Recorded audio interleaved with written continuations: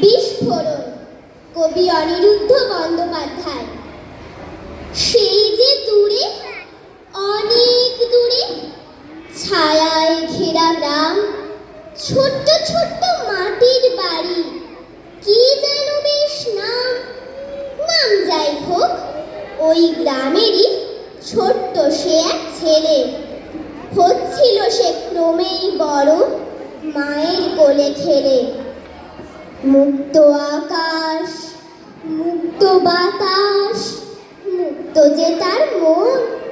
বাবা মায়ের আশার প্রদীপ, সেই তো পরম ধন। হঠাৎ তাদের সুখের শেখর ভাঙল এক সে ঝড়ে। খড়ের মতো কোথায় যে তার বাবা গেল উড়ে। কেউ কি জানে? কেউ জানে না, কেউ জানে না আজও কোথায় যে তার বাবা গেল। কেউ করেনি খোঁজও। পিতৃহারা সেই ছেলেটা ঘুরতো একা একা।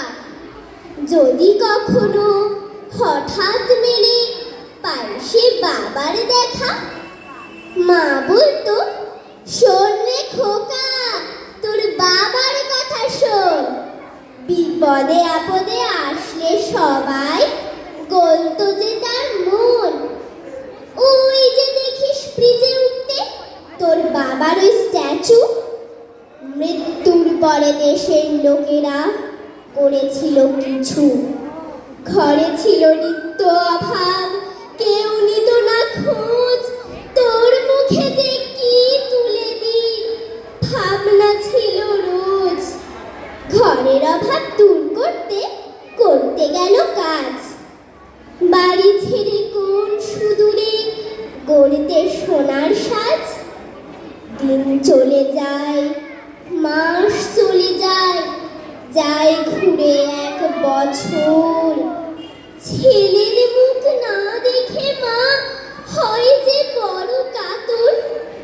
আদর খাওয়ার বয়স যে তার, কাজের বয়স নয়।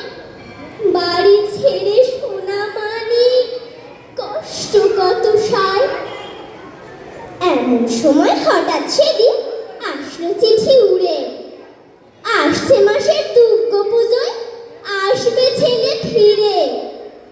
মায়ের হৃদয় ভরে ওঠে, ভরে মায়ের মন।